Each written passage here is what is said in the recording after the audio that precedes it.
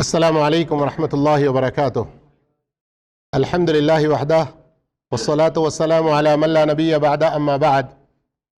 محترم معزز ساتھیوں، 1445 ہجری کا یہ رمضان المبارک جو ہم پر سایہ فگن ہو چکا اور اس کا ایک روزہ ہم نے مکمل بھی کر لیا۔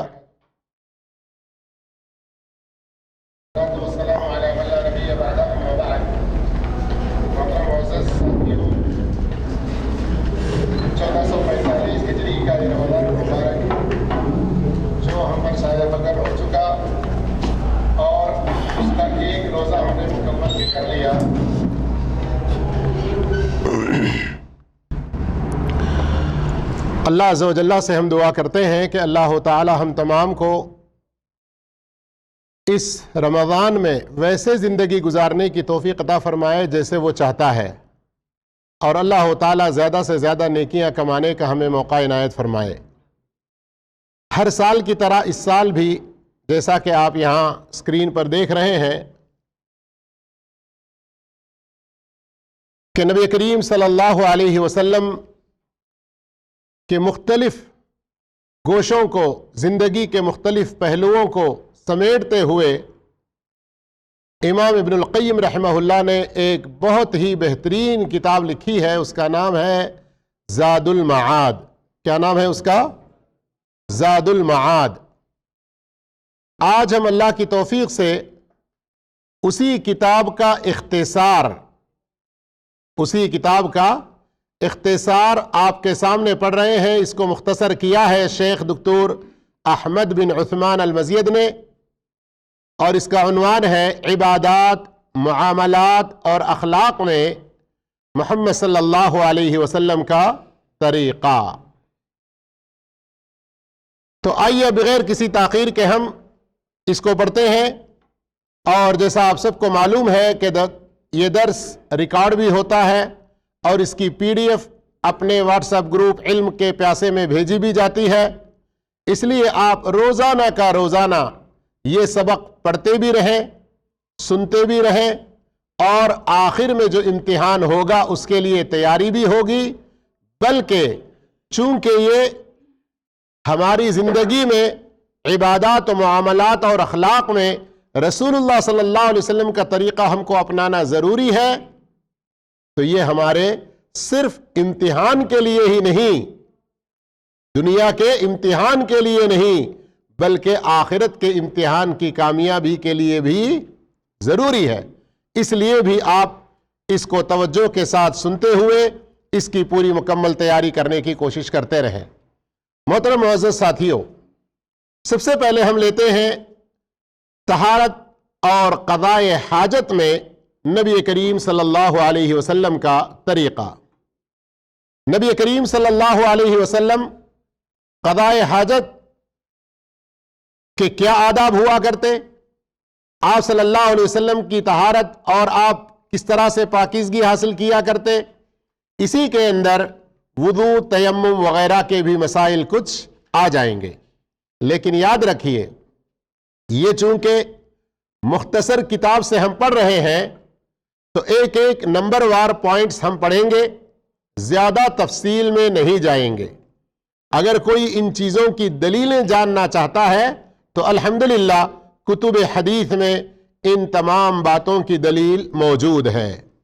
تو آئیے سب سے پہلے قضاء حاجت میں آپ صلی اللہ علیہ وسلم کا طریقہ کیا ہوا کرتا۔ نمبر ایک، آپ صلی اللہ علیہ وسلم جب بیت الخلاء میں داخل ہونے کا قصد کرتے تو کہتے اللہم انی اعوذ بک من الخبث والخبائث۔ ترمذی کی حدیث میں ہے کہ بسم اللہ بھی کہنا چاہیے، بسم اللہ اللہم انی اعوذ بک من الخبث والخبائث۔ اس کا ترجمہ ہے کہ اے اللہ، میں خبیث جنوں اور جنیوں کے شر سے تیری پناہ مانگتا ہوں۔ آپ صلی اللہ علیہ وسلم جب بیت الخلاء سے باہر نکلتے تو کہتے غفرانکا۔ کیا کہتے؟ غفرانکا۔ تو اب آپ کیا کریں، اس دعا کو آپ کی اپنی زبان میں لکھ لیں، ہندی، تیلگو، اردو، انگلش، جو بھی زبان آپ جانتے ہیں، اور اپنے بیت الخلاء کے سامنے، دروازے پر نہیں، اندر اللہ کا نام نہیں لکھا جائے گا، نہیں لیا جائے گا. باہر جب بھی آپ داخل ہونے لگے تو پڑھنے کی عادت ڈالیں. نمبر 1، اللہ کے نبی صلی اللہ علیہ وسلم کی سنت پر عمل کرنے کا آپ کو ثواب ملے گا نا. نمبر 2، اس دعا کی پڑھنے کی برکت حاصل ہوگی. نمبر 3، اس دعا میں جو فائدہ ہے کہ خبیث جنوں اور جنیوں سے بچنے کا اور ان کے شر سے محفوظ رکھنے کا، وہ بھی اللہ رب العالمین عطا فرما دے گا. اور اگر آپ اس طرح فائدے گنتے جائیں تو اور بھی ہوں گے، لیکن کم سے کم یہ 3 فائدے ضرور یاد رکھیں. غفرانہ کا یہاں کہا گیا ہے کہ اے اللہ تو ہمارے گناہوں کو بخش دے. ہم اپنا فضلہ باہر پھینک کر آئے ہیں، جو ویسٹیج ہمارے پیٹ میں تھا اس کو باہر کر کے آئے ہیں. کیا گناہ کا کام ہم نے کیا کہ یہاں اے اللہ تیری بخشش چاہتے ہیں کہہ رہے ہیں؟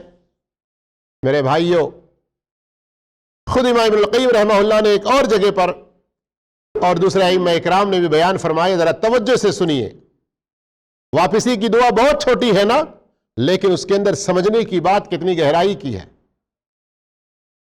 جس طرح ایک ویسٹیج، فضلہ، بیکار چیز ہماری پیٹ میں ہم زیادہ دیر تک برداشت کر سکتے ہیں؟ نہیں کر سکتے ہیں. تو ہم جو کچھ گناہ کرتے ہیں ان گناہوں کا بوجھ کیسے برداشت کرتے ہیں؟ اصلاً گناہوں کا ارتکاب کیسے کرتے ہیں؟ تو یا اللہ گناہوں کا کوئی بوجھ ہمارے اوپر نہ رہے، تو ہمیں بخش دے. یہ ایک معنی ہے. سمجھ میں آ رہی بات؟ دوسرا معنی اس کے اندر یہ ہے کہ اے اللہ یہ چند لمحات، کچھ منٹ جہاں ہم ہماری قضائے حاجت کے لیے گئے ہوئے ہیں، وہاں تیرا ذکر نہیں کرنا ہے. حمام میں اللہ کا ذکر کر سکتے ہیں؟ آپ صلی اللہ علیہ وسلم کی انگوٹھی ہوا کرتی تھی جس پر محمد رسول اللہ کندہ ہوا کرتا تھا، تو وہ بھی آپ نکال کر باہر جاتے، سنے ہیں نا؟ تو اللہ کا کوئی نام اندر لے کر نہیں جا سکتے، مجبوری کی صورت الگ ہے.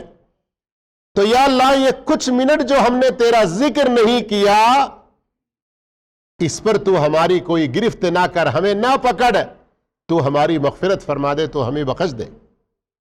اب باہر دوسرے اوقات میں ہم کس طرح اللہ کے ذکر سے غافل ہو سکتے ہیں؟ سوچئے آپ ہی. آپ صلی اللہ علیہ وسلم کے قضاء حاجت کے آداب اور طریقے میں سے دوسرا، آپ صلی اللہ علیہ وسلم اکثر بیٹھ کر ہی پیشاب کیا کرتے. نمبر 3، آپ صلی اللہ علیہ وسلم کبھی پانی سے استنجا کرتے تو کبھی پتھر سے، اور کبھی پانی اور پتھر دونوں سے کرتے تھے. تو عام طور پر پانی سے ہم قضاء حاجت کے بعد صفائی کر لینے کو استنجا کہا جاتا ہے عربی میں، حدیثوں میں یہ الفاظ ہیں. اور پانی نہ ہونے کی صورت میں یا پانی کے ساتھ میں بھی اگر کوئی ٹشو پیپر، اینٹ، کوئی ایسی چیز استعمال کرتا ہے جو چوسنے والی اور صفائی کرنے والی ہے، اس کو کہتے ہیں استجمار. اس لیے کہ 2 الفاظ بعد میں آتے رہیں گے تو آپ کو یاد رہے. استجمار اگر ہم کہیں استعمال کریں گے تو کیا مطلب اس کا؟ پتھر، ڈھیلے اور ٹشو وغیرہ سے صفائی کرنا. نمبر 4، آپ صلی اللہ علیہ وسلم بائیں ہاتھ سے ہی استنجا اور استجمار کیا کرتے تھے. استجمار یاد ہے نا؟ نمبر 5، آپ صلی اللہ علیہ وسلم جب پانی سے استنجا کرتے تو اس کے بعد زمین پر اپنے ہاتھ کو مار کر مٹی سے رگڑ کر دھوتے، تاکہ کسی طرح کی کوئی گندے بیکٹیریا اور جراثیم ہاتھ میں باقی نہ رہے اور وہ گندگی ہمارے جسم میں کہیں اور نہ پھیلنے پائے. نبی صلی اللہ علیہ وسلم کے طریقے سے متعلق ان باتوں کو توجہ سے سنیں. آج کے اس ٹیکنالوجی کے دور میں جہاں بہت سارے لوگ سائنس اور ٹیکنالوجی دوسرے علوم کو پڑھ کر اپنے آپ کو بڑے ہی ماڈرن، فیشنیبل، بہت ہی مہذب اپنے آپ کو سمجھتے ہوئے اسلام کی بہت ساری تعلیمات سے غافل ہوتے ہیں اور اپنے طریقوں کو بہت ہی زیادہ نیٹ، صفائی، پیورٹی وغیرہ کیا نام دیتے ہوئے ایسے رہنا چاہیے، ویسے رہنا چاہیے. دیکھیے 1400 سال پہلے ہی اسلام نے ہمیں تعلیم و تربیت دے دی، قضاء حاجت کے آداب بتلا دیے، اور ان پر غور کیجئے. آج جو بھی جتنا بھی صابن آ جائے، لیکن اگر آپ کے قریب میں کوئی پاک مٹی ہے، اگر کوئی آپ کے قریب میں مٹی ہے تو اس کے ذریعے جو صفائی ہوتی ہے وہ اس کی اپنی بات ہے، لیکن اس کا یہ مطلب نہیں کہ آپ کوئی لیکوڈ سوپ ہے یا کوئی صابن کوئی اور چیز استعمال نہیں کر سکتے، ایسی بات نہیں ہے، ضرور کر سکتے ہیں۔ نمبر 6، آپ صلی اللہ علیہ وسلم دوران سفر، کہیں سفر میں ہوتے اور قضاء حاجت کی ضرورت پیش آتی تو اتنا دور نکل جاتے کہ اپنے ساتھیوں سے اوجھل ہو جاتے، اپنے ساتھیوں کو نظر نہ آئے، اس طرح دور نکل جاتے۔ نمبر 7، سفر کی بات ہو رہی ہے نا، تو آپ صلی اللہ علیہ وسلم کبھی کسی ٹیلے کے آڑ میں، ہوتا ہے نا کہیں زمین تھوڑی اونچی ہوتی ہے، کہیں مٹی جمع ہوا ہے، کہیں پتھر ہے، کچھ کوئی بھی ایک ٹیلا، اس کے آڑ میں، تو کبھی کھجور کی جھاڑیوں، تو کبھی کسی اور درخت کے پیچھے ہو کر پردہ کرتے تھے۔ اور اسی طرح سے میرے بھائیوں، آپ صلی اللہ علیہ وسلم پیشاب کے لیے زمین کے نرم حصے کو تلاش کرتے تاکہ پیشاب کے چھینٹے اوپر اڑ کر نہ آئیں۔ نمبر 9، آپ صلی اللہ علیہ وسلم جب قضاء حاجت کے لیے بیٹھتے تو جب تک زمین سے بالکل قریب نہ ہو جاتے اپنے کپڑے نہ اٹھاتے۔ قضاء حاجت کرنے کے لیے کپڑے کھولنا پڑتا ہے نا، تو بعض لوگ کھڑے کھڑے ہی کپڑے کھول دیتے ہیں، کہیں دور سے کوئی آدمی کی نظر پڑ جائے، اچھی بات نہیں ہے۔ تو جتنا ممکن ہو سکے، اور اس وقت عموماً کیا ہوتا، لنگی وغیرہ جیسے آج کل ہمارے پاس ہے بغیر سلی ہوئی، وہ اس طرح کی ہوا کرتی تھی جسے عام طور پر ازار کہا جاتا، عربی میں ازار اس کو کہتے ہیں، ہمارے ہاں آج کل ازار پیجامے کو بھی کہہ لیتے ہیں، لیکن عربی میں ازار کا لفظ آتا ہے اس لنگی کو جو بیچ میں سلا ہوا نہ ہو۔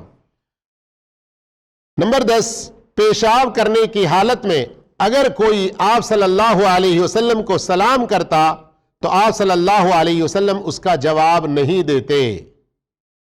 تو اب آپ سوچیں گے کہ آپ صلی اللہ علیہ وسلم پوری طرح پردے میں کرتے، لیکن کبھی ایسا ہوتا کہ آپ صلی اللہ علیہ وسلم استنجا کے لیے کہیں بیٹھے ہوئے ہیں اور تھوڑا سا پاس سے کوئی آدمی گزرا، محسوس نہیں کیا کہ آپ صلی اللہ علیہ وسلم استنجا کر رہے ہوں اور سلام کر دیا، تو جب استنجا کر رہے ہوتے ہیں تو اس وقت آپ جواب نہیں دیا کرتے تھے۔ طہارت اور قضاء حاجت کے نبی صلی اللہ علیہ وسلم کے طریقے میں ایک ہم نے پڑھا قضاء حاجت کا طریقہ۔ اب آئیے وضو میں آپ صلی اللہ علیہ وسلم کا طریقہ۔ نمبر 1، آپ صلی اللہ علیہ وسلم اکثر ہر نماز کے لیے وضو کرتے اور کبھی ایک ہی وضو سے کئی نمازیں پڑھتے تھے۔ نمبر 2، آپ صلی اللہ علیہ وسلم کبھی 1 مد پانی سے اور کبھی 2/3 مد پانی سے تو کبھی اس سے زیادہ پانی سے وضو فرماتے۔ غور کریں آپ، 1 مد سے نہیں بڑھتا، 1 مد ہوتا یا 2/3 مد، 1 مد میں 3 حصے کریں تو 2/3 مد، 2/3، یا کبھی 2/3 سے تھوڑا زیادہ لیکن 1 مد سے کم۔ تو اس طرح سے آپ صلی اللہ علیہ وسلم وضو کیا کرتے تھے۔ نمبر 3، آپ صلی اللہ علیہ وسلم وضو میں پانی کا بہت کم استعمال کرتے اور اپنی امت کو اس میں اسراف اور فضول خرچی کرنے سے منع فرماتے تھے۔ نمبر 4، آپ صلی اللہ علیہ وسلم وضو میں کبھی 1 مرتبہ، کبھی 2 مرتبہ، کبھی 3 مرتبہ اعضاء کو دھوتے۔ اعضاء وضو جو ہے نا، اس کی بات ہو رہی ہے، کبھی 1 مرتبہ، کبھی 2 مرتبہ، کبھی 3 مرتبہ، اور کبھی بعض اعضاء کو 2 مرتبہ اور بعض کو 3 مرتبہ دھوتے، لیکن آپ صلی اللہ علیہ وسلم نے کبھی بھی 3 مرتبہ سے زیادہ نہیں دھویا۔ اس کو زیادتی کہا گیا ہے، دعا میں اور وضو میں زیادتی نہ کریں، اس سے منع کیا گیا ہے۔ سمجھ میں آئی بات آپ لوگوں کو؟ شروع میں ہاتھ دھونا ہے، کلی کرنا، ناک میں پانی چڑھانا، اور چہرہ دھونا، ہاتھ دھونا، پیر دھونا، یہ سارے عموماً ہم 3 مرتبہ جانتے ہیں، تو 3 مرتبہ کر سکتے ہیں، 2 مرتبہ کر سکتے ہیں۔ اگر 1 مرتبہ میں دھل گیا تو 2 مرتبہ کرنے کی ضرورت نہیں، 1 مرتبہ میں پوری طرح سے نہیں دھلا تو 2 مرتبہ کر سکتے ہیں، لیکن 3 سے زیادہ نہیں کرنا چاہیے۔ نمبر 5، آپ صلی اللہ علیہ وسلم کبھی ایک ہی چلو سے، چلو سمجھ رہے ہیں نا، ایک مٹھی بھر میں جو لیتے ہیں پانی، ایک ہی چلو سے کلی کرتے اور ناک میں پانی ڈالتے، اور کبھی 2 چلو اور کبھی 3 چلو سے۔ آئی سمجھ میں بات؟ لیکن یہ غور کرنے کی بات کیا ہے، اکثر آپ صلی اللہ علیہ وسلم کی عادت مبارکہ کیا تھی کہ کلی اور ناک میں پانی ایک ہی ساتھ ڈالتے تھے۔ پانی لیے، آدھا منہ میں لیا، آدھا ناک میں چڑھا دیا، ایک ہی ساتھ میں۔ سمجھ میں آ رہا ہے نا؟ پہلے کلی کر لیا، پھر پانی لیا، پھر ناک میں پانی چڑھایا۔ علماء نے اس کی اجازت دی ہے، لیکن زیادہ سنت اور بہتر کا طریقہ کیا ہے؟ ایک ہی چلو میں سے آدھا منہ میں لو اور آدھا ناک میں چڑھاؤ، اور پھر ناک کو جھاڑ دو۔ نمبر 6، آپ صلی اللہ علیہ وسلم دائیں ہاتھ سے ناک میں پانی چڑھاتے اور بائیں ہاتھ سے ناک صاف کرتے۔ نمبر 7، آپ صلی اللہ علیہ وسلم جب بھی وضو کرتے تو کلی کرتے اور ناک میں پانی ڈالتے۔ بعض لوگ ہیں جو یہ کام نہیں کرتے ہیں، اس لیے اس چیز کو ذرا تفصیل کے ساتھ الگ الگ پوائنٹ میں اہمیت کے ساتھ ذکر کیا۔ غور کر رہے ہیں نا؟ نمبر 5، 6، 7، 5 میں کیا تھا کہ ایک چلو میں، 2 چلو میں، 3 چلو میں، اس کا ذکر تھا، ہے نا؟ اور 7 میں کیا ذکر تھا کہ ایک ہی چلو میں سے آدھا کلی کے لیے اور آدھا ناک میں چڑھانے کے لیے۔ 6واں پوائنٹ تھا کہ دایاں ہاتھ پانی چڑھانے کے لیے اور بایاں ہاتھ ناک صاف کرنے کے لیے، ناک جھاڑنے کے لیے۔ اور نمبر 7، جب بھی آپ وضو کرتے، ایسا نہیں کہ کسی وضو میں آپ کلی کرنا، ناک میں پانی چڑھانا چھوڑ دیں، اس لیے کہ قرآن میں جن چیزوں کا ذکر ہے وضو کے بارے میں، لوگ ان کو فرض، اور جن چیزوں کا ذکر قرآن کے علاوہ حدیثوں میں ہے ان کو سنت سمجھ کر فرض کر لیے تو بھی کافی ہے۔ ایسا بھی کچھ لوگ کہتے ہیں، جبکہ بات ایسی نہیں ہے۔ قرآن میں اختصار کے ساتھ ہے، نبی صلی اللہ علیہ وسلم نے مکمل طریقہ بتلایا ہے۔ اور آج ہم میں سے بہت سارے لوگ، ارے یہ تو فرض نہیں ہے نا، یہ تو فرض نہیں ہے نا، ایسا ہی سمجھ کر داڑھی کو مرد آباد کہہ دیے ہیں۔ کتنے مسلمانوں کے چہرے پر سے داڑھی غائب ہوتی ہے، کیا سمجھتے ہیں؟ ارے سنت ہی تو ہے۔ نہیں، فرض سے بڑھ کر فطرت ہے۔ یہ داڑھی کا چھوڑنا فطرت ہے، قانون فطرت کے خلاف وہ لوگ کر رہے ہیں جو داڑھی کو بالکل شیو کرتے ہیں۔ اللہ سے ڈرنا چاہیے۔ رسول اللہ صلی اللہ علیہ وسلم بغیر داڑھی کے کافروں کو دیکھنا بھی پسند نہیں کیا تھا۔ عام کافر نہیں تھے، وہ لوگ ایمباسڈر تھے، سفارتکار تھے ایک ملک کے، جو دودت ہوا کرتے ہیں، پیغمبر، سفارتکار۔ اللہ کے رسول صلی اللہ علیہ وسلم نے ان سے پوچھا کہ کس نے تم کو یہ حکم دیا کہ داڑھی مونڈے ہوئے ہو؟ انہوں نے کہا ہمارے رب نے حکم دیا۔ نعوذ باللہ، استغفر اللہ۔ اس لیے کہ کافر تھے، اپنے بادشاہ کو رب کہتے تھے۔ اللہ کے رسول صلی اللہ علیہ وسلم فرمایا میرے رب نے مجھے داڑھی چھوڑنے کا حکم دیا ہے۔ اب ہمارے بھائیوں کو پھر وہ مول صاحب ایسے کر رہے ہیں، یہ مول صاحب ایسے کرنے میں ہی چکر میں لگے رہتے ہیں، لیکن نبی کا ایک طریقہ ہمارے سامنے آ گئے، ہم اپنائیں گے، اس کی فکر کیجئے۔ اللہ آپ لوگوں کو جزائے خیر دے۔ نمبر 8، آپ صلی اللہ علیہ وسلم پورے سر کا مسح کرتے تھے، پورے سر کا مسح کرتے تھے، اور کبھی دونوں ہاتھوں کو آگے سے پیچھے تک لے جاتے اور پیچھے سے آگے تک لے کر آتے۔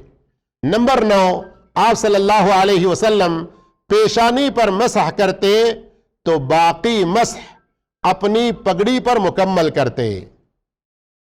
یہ پگڑی پہننے کے موقع پر کی بات ہے، اور یہ وہ پگڑی ہے جو مضبوط بہت باندھی جاتی ہے۔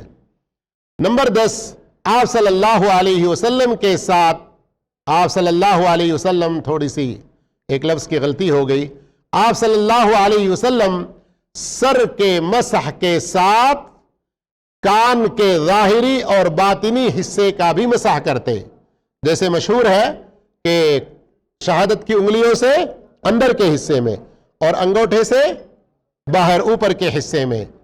نمبر 11، آپ صلی اللہ علیہ وسلم جب چمڑے کا موزہ پہنے ہوتے یا کوئی دوسرے موزے تو آپ ان دونوں نمبر 11، آپ صلی اللہ علیہ وسلم جب موزے پہنے ہوئے نہیں ہوتے تب اپنے پیروں کو دھوتے۔ اور نمبر 12، آپ صلی اللہ علیہ وسلم کا وضو ترتیب وار پے در پے ہوتا تھا اور آپ صلی اللہ علیہ وسلم نے اس میں کبھی بھی خلل ہونے نہیں دیا۔ یہ ترتیب اور پے در پے، سمجھے ان دونوں باتوں کو؟ ترتیب تو یہ ہے کہ وضو کی ایک ترتیب ہے، سب سے پہلے دونوں ہاتھ کونیوں تک دھونا، پھر اس کے بعد کلی کرنے کے ساتھ ناک میں پانی چڑھا کر ناک صاف کرنا، اس کے بعد چہرہ دھونا، اس کے بعد دایاں ہاتھ، اس کے بعد بایاں ہاتھ، اس کے بعد سر کا مسح، اس کے بعد ساتھ ہی فوراً کان کا مسح، اس کے بعد دایاں پیر، اس کے بعد بایاں پیر۔ یہ ترتیب ہے۔ اب اگر کوئی آدمی پہلے چہرہ دھو لے پھر اس کے بعد ہاتھوں کو دھو کر کلی کرنے لگے تو اس کا وضو صحیح ہوگا؟ ترتیب کے خلاف اس نے کیا ہے۔ آئی سمجھ میں بات؟ اور پے در پے، اس کو عربی میں موالات کہتے ہیں۔ پے در پے کا معنی یہ ہے کہ ایک عضو کو، ایک انگ کو دھونے کے بعد بلا وجہ کوئی دیر نہ کریں، فوراً اس کے بعد والا عضو دھوئیں۔ مثال کے طور پر آپ نے چہرہ دھو لیا، اتنے میں آپ کا فون آ گیا، اب آپ فون بات کرتے رہ گئے، 4 5 6 منٹ ہو گئے، چہرے کا وہ جو گیلا پن تھا سارا خشک ہو گیا، اب پھر آپ آئے، ہاں آپ کو یاد آیا کہ ہمیں تو چہرہ دھویا ہوا تھا، اب آپ ہاتھ دھونا شروع کر دیں، تو بیچ میں گیپ بہت زیادہ ہوا نا؟ تو ایسا لمبا گیپ نہ کریں، بلکہ فوری پے در پے وضو کرنا ہے۔ سمجھ میں آئی بات؟ اب اس کے بعد دعا کا بھی ذکر ہے، کچھ اور مسائل ہیں وضو کے، اگر ہم ان کو پورا کرنا چاہیں گے تو وقت ساتھ نہیں دے گا، اس لیے انشاءاللہ اس کو کل کے درس میں ہم پورا کرنے کی کوشش کریں گے۔